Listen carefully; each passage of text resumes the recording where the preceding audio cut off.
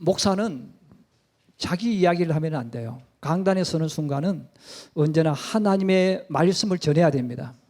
근데 우리 성도들은 듣고 싶지 않은 게 많아요. 왜냐하면 내가 원하는 거 듣고 싶단 말이에요.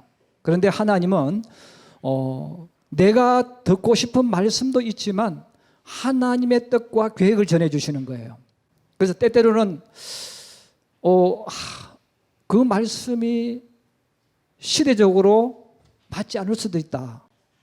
그렇게 들려올 수 있습니다. 그래도 하나님의 말씀이기 때문에 사람들이 원하든 원하지 않든 또 내가 듣고 싶든 듣고 싶지 않든 바로 하나님 말씀을 선포해야 되고 또 여러분은 그 속에서 주의 음성을 들어야 됩니다.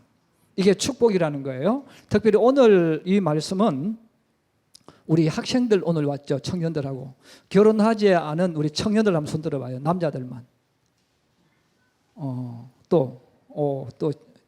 그다음에 우리 오늘 학생들 한번 손 들어봐요. 남자들만. 하나, 둘. 오늘 특별히 여러분들은 이 말씀은 여러분에게 주는 말씀이에요. 이미 결혼하지 않는 사람에게 더 필요한 말씀이에요. 그다음에 우리 결혼한 남자들에게는 하나님이 내게 주신 진짜 복이 뭘까? 이걸 알아야 된다는 거예요. 그리고 결혼한 우리 여성들은 내가 결혼해서 인생을 살아가는데 하나님께서 내게 원하는 게 무엇일까? 그럼 내가 어떻게 살아야 될까를 오늘 이 본문은 이야기합니다. 굉장히 길지만 그래서 끝까지 오늘 말씀을 봉독을 했는데요. 특별히 오늘 본문에 보면 두 사람의 이름이 나옵니다. 조금 흔들리기 때문에 여러분들이 이해를 해주세요. 남편 이름이 이름 참 잘 지었습니다. 그리고 아내 이름은 아비가일입니다. 요즘 쓰는 문장 가운데 그런 게 있더라고요. 참 중국이 중국했다.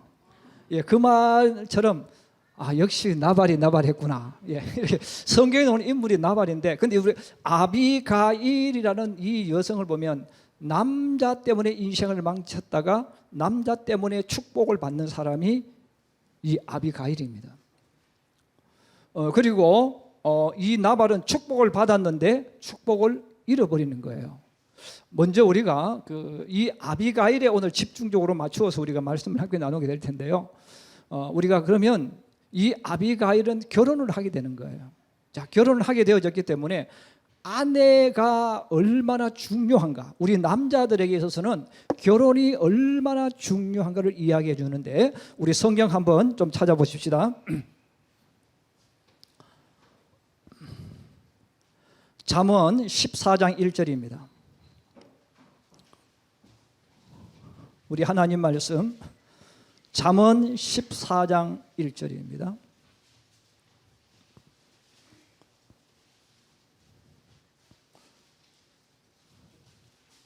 우리 결혼하지 않은 우리 총각 우리 학생들은 반드시 이것을 줄 꺼놔야 돼요. 자, 우리 같이 한번 봉독하십시다. 시작.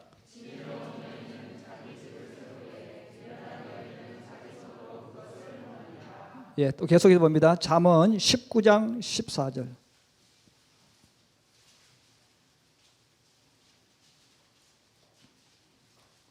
잠언 19장 14절입니다. 같이 보십시다.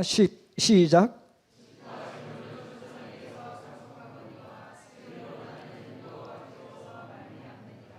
우리 남자가 이 세상에 살아갈 때 부모가 재산 안 줘도 상관없어요. 유산 못 받아도 상관없어요. 그것보다 더 큰 축복이 있어요. 아내를 얻는 거예요. 배우자를 만나는 거예요. 그래서 이 잠언 19장 14절은 집과 재물은 내가 할 수 없는 거예요. 돈 없으면 내가 못 하잖아요. 우리 아버지가 돈 없으면, 우리 어머니가 돈 없으면 못 받아요. 그런데 하나님을 믿는 저나 여러분들이 받을 수 있는 선물이 있어요. 그게 뭡니까? 아내. 그래서 성경은 반드시 우리들에게 남자들에게 하나님께서 하는 명령이 있어요. 반드시 결혼하라는 거예요. 왜 결혼해야 되느냐? 계속해서 보십시다. 잠언 18장 22절. 잠언 18장 22절입니다.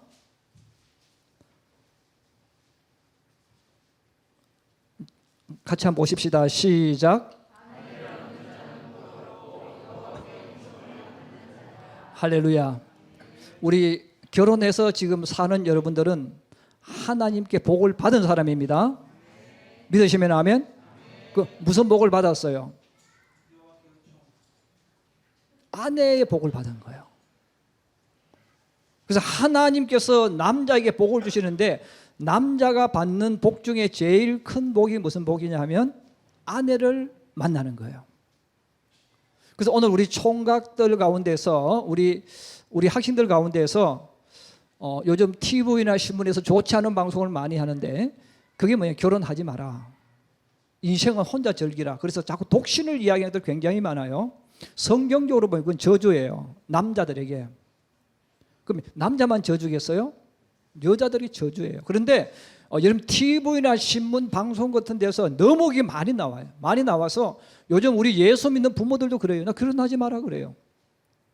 여러분 그건 자식한테 저주밖에 하는 거예요. 그러면 우리 예수 믿는 사람은 성경에 주는 이 음성 꼭 들어야 됩니다. 특별히 우리 남자들, 여자보다 남자가 결혼하기 더 어렵잖아요. 왜? 돈이 있어야 되고 내가 성공해야 되고 좋은 직장이 있어야 되고 뭐 많은 조건을 가져야 된다는 생각하는 거예요. 그런데 그것은 세상이 가르쳐주는 방법이고 우리 성경에서 가르쳐주는 방법은 그거 아무 상관없다는 거예요. 예. 여러분 집 없어도 결혼할 수 있고 용기만 있으면, 예. 이게 하나님 말씀이 내게 있어서 내가 인생을 살아가는 데 있어서 반드시 결혼해야 된다. 그리고 내가 마음에 드는 여인이 있으면 그 집에 찾아가서 엎드려 절을 하면서라도 아내의 감동을 줘가지고 결혼해야 된다는 거예요. 왜? 그게 여호와께 복을 받는 거예요. 그리고 그것을 통해서 나머지 인생이 만들어져 가는 겁니다. 그러면 우리 학생들이나 우리 청년들이 만약에 오늘 여기 있는 우리 학생들과 청년들 가운데서 뭐 내가 돈이 있다 없다, 직장이 있다 없다, 내가 능력이 있다 없다 이런 것을 계산해 가지고 만약에 내가 결혼을 안 하겠다, 또 결혼을 해도 늦게 하겠다 이런 마음이 있다면 빨리 성경으로 돌아와야 돼요. 결혼은 정령기 하는 거예요. 그리고 우리 여학생들도 마찬가지, 여청년들 마찬가지예요. 나는 결혼해 가지고 아이를 하나만 낳겠다. 그 사람은 하나님 말씀에 불순종하는 사람입니다. 왜냐하면 성경은 그렇게 말한 적이 없어.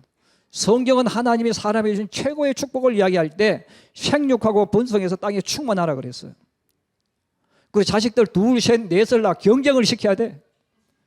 그래서 그들끼리 어렵게 힘들게 하면서 배우게 해야 된단 말이에요. 그래서 나는 내 자식 편하게 키우겠다? 안 된단 말이에요. 그래서 성경적인 게 아니에요. 그래서 열심히 낳았는데 한 명밖에 안 태어났어. 그건 어쩔 수 없다는 거예요.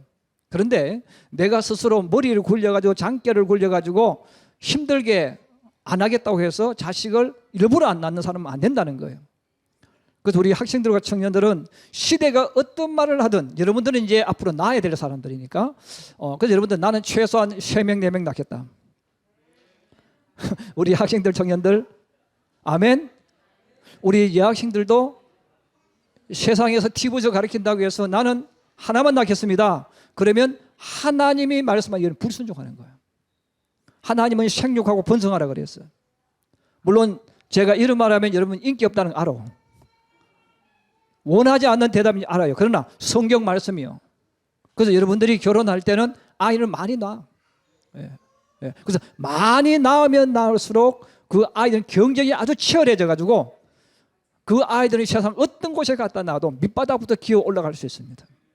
그런데 부모가 돈으로 키우고 고생 안 해서 키운 자식은 나중에 부모의 가슴에 비수를 꽂습니다. 그리고 그 자식들은 돈만 있으면 부모를 등 돌릴 수 있는 거예요. 제가 하는 이야기가 아니에요. 성경이 가르치는 이야기예요. 그래서 우리 예수 믿는 사람들은 절대로 나는 결혼하지 않겠다 그런 마음이 있다 빨리 회개하고 하나님 제가 성경 말씀대로 결혼하겠습니다. 그렇게 생각을 하고 기도해야 돼요. 그리고 우리 어른들도 여러분 자녀를 낳아서 키울 때 여러분의 입으로 너는 아이를 하나 낳아라, 둘 낳아라, 뭐 힘들다 그런 이야기 하시면 안 돼요. 왜냐하면 그 말을 내가 해주면 아이들이 하나님 말씀 불순종하는 거예요. 자기들 뭐래 그렇지 힘든데 이런 아이 키워보니까 힘들어요 안 들어요? 힘들죠. 왜 힘듭니까? 부모가 자식을 키우려고 하니까 힘들지. 예. 여러분 우리가 자식들 아무리 잘 키우려고 노력해도 내가 해줄 수 있는 딱 답이 있습니다. 먹여주고 재워주고 필요할 돈 주는 것. 나머지 그 아이의 미래는 우리가 책임 못 져. 그래서 우리는 하나님 말씀 믿고 이렇게 자녀를 낳고 키워야 되는데, 그래서 여러분들이 자녀를 낳을 때는 많이 낳아라. 예. 저도 우리 며느리가 아들하고 셋을 낳았기 때문에 저는 4, 5 낳으라 그래요. 근데 본인들이 안 낳는 거예요. 저도 결혼했을 때 4 이상 낳아야 된다고 이야기했어요. 근데 셋밖에 못 낳았어. 예. 근데 후회해도 이제는 안 돼. 성경대로 해야 된다. 예. 그러면 그 가운데서 어떤 인물이 나올지 아무도 몰라요. 자, 그런데 그러면 이 결혼이 이만큼 중요한 거예요. 자, 중요한 것인데 특별히 그 남자에게 있어서 이 배우자는 너무너무 중요합니다. 자, 그런데 우리가 배우자를 선택을 할 때 사실 우리 많은 사람들은 얼굴 예쁜 사람을 자꾸 선택해. 예, 자꾸 얼굴 예쁜 사람을 선택해요. 그런데 얼굴 예쁜 것보다 우선돼야 되는 것이 있어요. 어떤 사람입니까? 예, 오늘 성경은 총명하고라고 이야기했습니다. 그래서 이 아비가일이라는 여인을 이야기하면서 이 아비가일은 어떤 여성인가? 총명하다 그랬어요.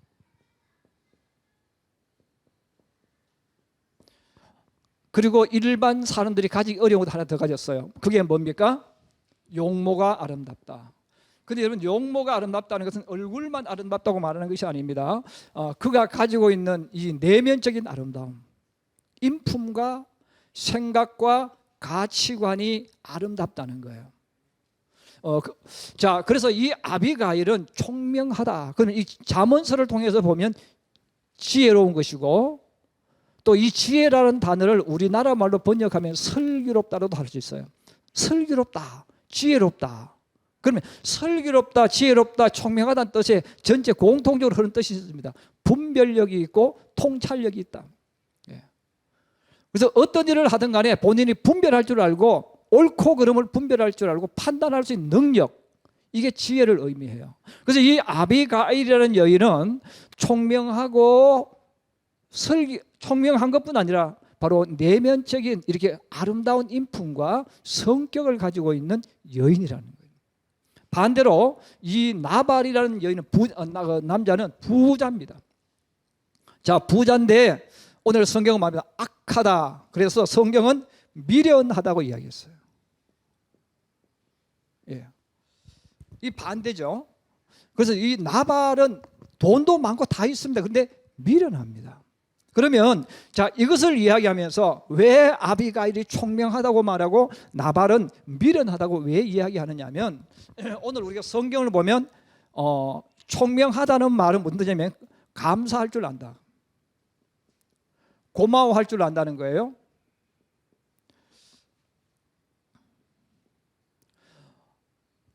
또 다른 게 은혜를 안다는 거지. 여러분, 지혜로운 사람은 감사할 줄 아는 거예요. 고마워할 줄 아는 거예요. 그래서 지혜롭고 슬기롭다는 뜻은 성경에 굉장히 많은 뜻이 있는데 그 중에 하나가 뭐냐면 고마움을 느끼는 거예요. 감사할 줄 아는 거예요. 그리고 성경은 이걸 또 어떻게 은혜를 안다는 거예요. 여러분, 우리가 세상 살아갈 때 모든 사람들이 내면적으로 아름답다고 말하는 사람이 누구냐 하면 고마워할 줄 아는 사람이에요. 반대로 나발은 미련한데 이 미련한 사람은 그러면 어떤 사람이냐? 1번하고 똑같이 반대, 이게 없어요. 고마워할 줄 몰라요. 감사할 줄 몰라요. 하나님 은혜를 몰라요. 그래서 하나님 은혜를 모르는 사람, 고마움을 모르는 사람, 이런 감사할 줄을 모르는 사람, 이런 사람이 뭐냐면 미련한 사람입니다. 그래서 이 미련한 사람들의 특징이 뭐냐면 말을 못 듣는 거예요. 이런 말을 안 들어요. 이런 말을 안 듣는다는 말은 오늘 성경에도 나와 있는 뜻이 뭐냐면 소통이 안 돼. 자기 고집만 하는 거예요. 자기 생각만 하는 거예요. 소통이 안 돼. 옆에 있는 사람은 쏙 터져 죽어버리는 거예요. 예. 그러면 성경 같은 맥으로 이야기하는 거예요. 그래서 나발은 어떤 사람이라 그랬죠? 미련한 사람. 그죠? 미련해가지고 남 속 터지게 만들고 자기 고집대로 살다가 자기도 망하고 다른 사람 망하게 하는 거야. 그래서 성경은 악하다고 이야기하는 거예요. 자, 그래서 이 사람은 미련하니까 내가 하는 것만 옳잖아요. 내가 하는 것만 옳으니까 남의 말을 못 듣는 거예요. 받아들이지를 못해. 그 다른 사람이 와서 이야기를 못해. 의논을 못해. 상담을 못해. 왜? 안 들어먹으니까.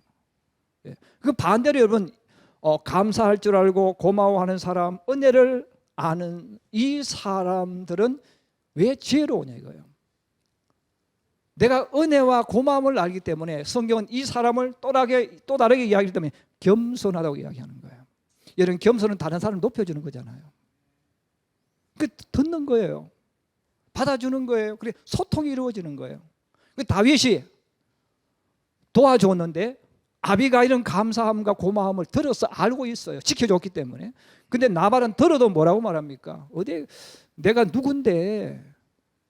그리고 지금 다윗은 쫓겨다니잖아요. 지금 다윗의 인생 속에서 가장 비참하고 힘들고 어려운 도망자의 삶입니다. 물론 성경에 보면 부하가 600명이 있어요. 근데 그 600명이 있어도 지금 계속 도망 다니는 거예요. 하루하루 먹는 게 힘들죠. 먹고 사는 게 힘들 뿐 아니라 또 그 600명 되는 부하를 여러분 거느리고 쓰려면 군량이 얼마나 들어갑니까? 늘 쪼달리는 거예요. 그 다윗이 도와줬는데 오히려 다윗을 주인도 없는 하고 욕을 해버리고 무시해버리는 거죠. 자, 이런 은혜도 모르고 고마움도 모르고 소통도 안 되어지니까 종들도 나발하고는 이야기를 못해. 지금 다윗이 죽이러 오고 있는데 죽이러 오고 있다 이야기도 못해. 왜? 대화가 안 되니까. 그래서 누구한테 이야기합니까? 아비가일에게 이야기하는 거예요. 그래서 성경은 이 아비가일이 바로 이렇게 총명하고 지혜가 있고 용모가 인품과 인격이 이렇게 아름다운 여인이기 때문에 이 아비가일이 어떤 행동을 하는가에 대해서 오늘 성경이 쭉 이야기합니다. 그래서 여러분 감사와 고마움을 알기 때문에 다윗이 자기를 죽이러 왔을 때 예물을 준비하지 않습니까? 그렇죠? 여러분 이 고마움과 감사를 알기 때문에 예물을 준비했어요. 반대로 나발은 빈손으로 쫓아보내버리는 거죠. 그리고 예물을 드릴 뿐 아니라 여러분 성경을 계속 읽어보시면 이 아비가일이 다윗을 만납니다. 여러분 다윗을 만났을 때 다윗을 존경해요. 근데 우리 신앙인들이 알아야 될 것이 하나 있어요. 사람과 사람 사이에는 존경이라는 단어를 씁니다. 그리고 우리가 하나님 앞에는 뭐라고 씁니까? 경배라고 씁니다. 또 다른 말은 예배라고 씁니다. 그래서 우리가 하나님을 너무너무 존경한다. 근데 우리가 하나님의 존경이라는 단어를 안 써요. 하나님 앞에는 어떤 단어를 씁니까? 경배라는 단어를 써요. 또 다른 말로는 예배. 그래서 여러분 예배가 뭐냐면 오늘 아비가일이 다윗을 만났을 때 말에서 내려서 엎드려 절하는 거예요. 이것은 사람이 하는 최고의 존경심입니다. 여러분들이 만나서 엎드려 절할 수 있는 대상이 세상에 존재하지 않지 않습니까? 그 옛날에는 딱 한 사람이 있었어요. 누구? 왕에게. 그래서 이 존경은 아무나 그렇게 하는 게 아니에요. 아비가일이 다윗을 만났는데 죽이러 온 다윗을 만났을 때 말에서 내려가지고 엎드려 절을 했어요. 여러분 실제로 이 당시 상황을 보면 다윗은 도망자고 아비가일은 일반 부자가 아닙니다. 정말 엄청난 부자의 마님입니다. 신분으로 따지면 지금 다윗이 훨씬 밑에 있는 사람이에요. 아비가일은 위에 있는 사람이에요. 그런데 아비가일이 자기를 철저하게 낮추는 거예요. 그래서 다윗을 존경했습니다. 존경하니까 하나님 기름 부은 자로서 존경하니까 내려서 엎드려 절을 하는 거예요. 더 나아가서 여러분 다윗이 지금 죽이러 왔어요. 그럼 다윗은 지금 현재 다윗은 여러분 성질이 지금 나겠습니까? 안 나겠습니까? 화가 엄청 났습니다. 왜 화가 났냐? 나발이 미련한 저놈이 나를 무시했으니까 못 참는 거예요. 내가 지금 본때를 보여주겠다고 지금 군사를 거느리고 왔거든요. 그래서 다윗 너무 화가 나가지고 감정이 지금 폭발하기 직전까지입니다. 그런데 여러분 지혜로운 아비가일이 화가 나 있는 다윗에게 말을 하는 거예요. 하나님이 나를 당신에게 보내셨다. 당신이 앞으로 이스라엘의 왕이 될 사람인데 이런 것 때문에 피를 흘리고 자기 동족을 죽여버리면 나중에 왕이 될 때 문제가 생긴다. 그 이야기를 하니까 씩씩거리면서 다윗이 왔는데 그 말을 들어보니까 정신이 번쩍 드는 거예요. 그래서 뭐라고 이야기합니까? 하나님께서 당신을 보내서 나로 하여금 사람들을 죽이지 않게 해주셨다. 다윗이 반해버린 거예요. 그 다윗의 마음속에 이 아비가일이 지금 하고 있는 이 모든 모습을 가만히 볼 때, 야, 이 아비가일이 너무너무 지혜롭고 총명하구나. 그리고 마음속에 감탄을 합니다. 자, 그 감탄을 하면서 죽이려고 했던 그 다윗이 예물만 받아가지고 돌아가는 거예요. 그리고 돌아간 이후에 여러분 아비가일이 계속해서 지금 자기에게 일어났던 그 이야기를 남편에게 했습니까? 안 했습니까? 안 했어요. 왜? 술에 취해가 있어가지고 못한 거예요. 여러분 미련한 사람은 이 양반은 빨리 일어나봐 하고 깨워서 술 취한 남편에게 뭔가를 이야기했을 겁니다. 그러면 남편이 더 성질 떨겠죠. 술 기운 받아가지고. 그런데 아비가일은 하지 않았다는 거예요. 그러지 않아도 미련한 남편인데 술까지 먹어가지고 정신이 없는 남편에게 그런 이야기하면 분명히 더 화를 낼 거라는 거죠. 그래서 안 했어요. 그 다음날 술이 완전히 깨고 나서 어제 일어났던 이야기를 합니다. 여러분 남들 앞에서요 큰 소리 치고 잘난 척하는 사람이요 사실은 뒤에 돌아서면 더 겁이 많습니다. 그래서 저는 개를 별로 좋아하지 않는데 개를 이용하는 사람들이 그러잖아요. 사람을 잘 무는 개가 있대요. 습관적으로 잘 무는 개도 있지만 그럼 어떤 개가 잘 무느냐? 겁이 많은 개가. 무서움이 많은 개가 상대방이 나한테 어떻게 하기 전에 내가 먼저 물어버려. 그래서 많이 짖는 개도 마찬가지라는 거예요. 나발이 바로 다윗이 자기를 죽이러 왔다는 그 말을 딱 들었는데 정신적인 충격을 받았다는 거예요. 그래서 병이 들어버렸어요. 그리고 일주일 만에 세상을 떠나게 됩니다. 자, 여기서 성경 거치지 않고 이 사건을 통해서 다윗이 아비가일의 지혜로움을 본 거예요. 그래서 다윗이 오늘 성경에도 나와 있죠.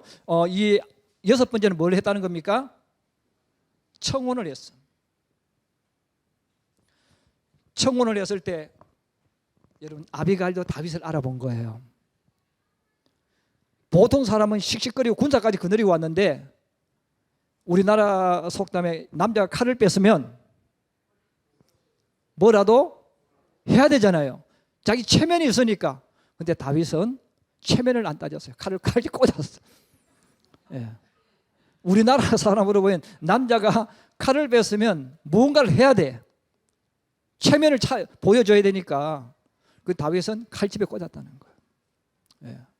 그 칼집에 꽂는 다윗의 모습과 자기의 말을 듣고 정신을 빨리 차려서 났던 화를 다독거리면서 돌아가는 그 다윗을 볼 때 아비가일의 마음속에도 와, 정말 다윗이 넘버원이구나 마음에 있었다는 거예요. 그 다윗이 청혼을 했을 때 아비가일이 얼른 그 청혼을 받아들입니다. 왜? 아비가일이 결혼해서 사람 느낀 것이 있습니다. 내가 돈이 있으면 뭐 하냐 이거예요. 남편과 내가 소통이 안 되는데, 예. 남편과 내가 대화가 안 되면요, 그 부부는요 돈이 아무리 많아도 답답합니다. 아비가일이 그걸 경험해 봤잖아요. 경험해 봤으니까 사람들은, 돈 없는 사람들은 야, 돈 있으면 그래도 어떻게 할 수 있겠지 말하지만 한번 살아보라 이거예요. 여러분 부부가 살 때 제일 답답하고 속이 터지는 게 뭐냐면 소통이 안 되는 거예요. 예. 대화가 안 돼. 몇 번 이야기하면 서로 싸우자고 덤벼들고, 그 문제가 있잖아요. 아비가일이 그렇게 살아왔다는 거예요. 그 다윗을 만났는데 이 아비가일의 눈이 확 열려졌습니다. 그러면서 청혼을 하니까 아비가일이 얼른 모든 돈, 명예 내려놓고 도망 다니고 있는 다윗에게 결혼을 해버립니다. 근데 여러분 뒤에 보면 이 다윗이 아비가일과 이제 결혼했어요. 사실 다윗도 보면 나발이 이제 사라지고 아비가일의 남편이 누가 됩니까? 다윗이 돼요. 여러분 성경에 보면 다윗도 첫 결혼에 실패합니다. 미갈과 결혼해서 실패를 해요. 자, 실패를 했던 그 다윗 지금 또 도망자가 되어졌어요. 자, 도망자가 되어져서 앞으로 몇십 년 동안 계속 도망 다니는 이 신세가 되어졌는데, 이 가장 인생의 밑바닥에 있을 때 아비가일을 만났잖아요. 근데 이 아비가일이 그 고생을 함께 걸어가는 거예요. 그리고 성경에 보면 이 다윗과 아비가일이 결혼해서 아들을 낳습니다. 둘째 아들인데 성경에 보니까 이름이 다니엘이라고 나와 있어요. 다윗이 왕이 된 이후에 왕자들끼리 막 싸웁니다. 서로 왕권을 차지하려고. 근데 지혜롭고 똑똑했던 아비가일은 자기 아들이 그 왕권 싸움에 끼이지 않게 만드는 거예요. 그래서 성경 읽어보시면 이 아비가일이 낳은 둘째 아들인데 이 다니엘이 이 왕이 쟁탈전에 들어가지 않습니다. 그럼 누가 그렇게 훈련시켰겠어요? 아비가일이 만든 거예요. 자, 그래서 나발이 아비가일과 부부가 되었을 때는 둘 다 답답했겠죠. 또 다윗도 결혼해서 어떻게 보면 첫 결혼에 실패한 사람입니다. 근데 그 아비가일이 다윗을 다시 이런 우여곡절에 만나고 부부가 된 이후에 이 아비가일은 남편 때문에 복을 받는 거예요. 또 반대로 말하면 다윗도 누구 때문에 복을 받는 겁니까? 아내 때문에 복을 받는 거예요. 그리고 늘 왕이 된 이후에 끊임없이 자식들이 왕권을 내려다보고 싸우고 죽이고 하는데 뒤로 물러나서 묵묵히 자기의 길을 겸손하게 걸어갔던 둘째 아들, 그리고 다른 아들 있잖아요. 그러니까 이 모든 것들은 결국 누가 그렇게 만들었냐? 인생의 밑바닥에서 함께 걸어갔던 아비가일이 그 길을 걸어간 거예요.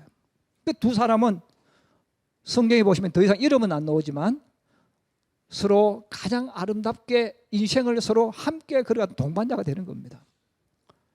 오늘 성경은 바로 이 나발과 아비가일, 그리고 나발이 죽고 나서 다윗과 아비가일이 만나서 부부가 되어지는 그 내용을 우리에게 알려주고 있습니다.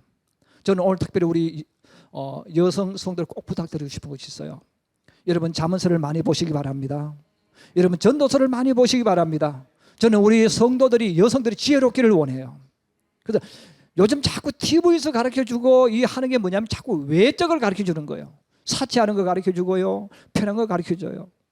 이번 성경은 편하고 쉬운 걸 가르치지 않습니다. 십자가질하는 거예요. 그런데 오늘 자꾸 우리 여성들이 십자가지는 훈련은 하지 않고 자꾸 편해지려고 해요. 편해지려고 하면 본인도 불행해지고 남편도 불행해져요. 지혜로운 여인은 때로는 십자가 지는 거예요. 때로는 내가 주어지는 환경 속에서 내 삶을 또 만들어가는 거예요. 그리고 우리 남편들도 오늘 나발의 모습을 보시면서 내가 아내 앞에서 나발이 아니었는 걸 되돌아보시기 바랍니다.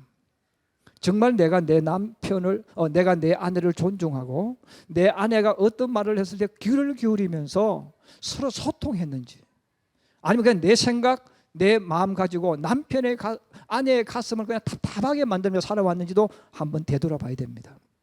그리고 우리 학생들과 우리 청년들은 처음에 이야기한 것처럼 여러분들 반드시 결혼 후에 기도해야 됩니다. 그래서 혼자 내 인생을 살아가는 게 중요한 게 아니고 내 배우자를 만나는 것이 내 인생의 가장 큰 축복이다. 이런 돈과 재물은 부모로부터 받을 수 있지만 좋은 아내, 좋은 남편은 하나님이 주신 선물이에요. 선물이기 때문에 내 인생은 돈이 있어서 되는 게 아니에요. 우리 학생들과 우리 청년들이 여러분의 미래를 위해서 여러분 정말 결혼을 위해서 기도 많이 해야 됩니다. 그래서 아름답고 얼굴 예쁘면 좋지만 그것보다 더 중요한 것, 지혜롭고 바로 현숙한 여인, 슬기로운 여인이에요. 여러분들이 그런 기도를 통해서 또 우리 여 청년이나 우리 여 학생들도 하나님, 바로 내 남편이 이런 남편, 믿음 있는 남편 위해서 여러분 기도하셔서 이 땅에 사는 동안 혼자 가는 것이 아니라 믿음의 동반자를 만나서 여러분의 인생을 정말 멋있게 아름답게 서로 십자가 지고 서로 희생하면서 또 서로를 높여주면서 우리의 인생을 아름답고 복되게 만들어가는 우리 성도들 되기를 주의 이름으로 축복합니다. 축복합니다.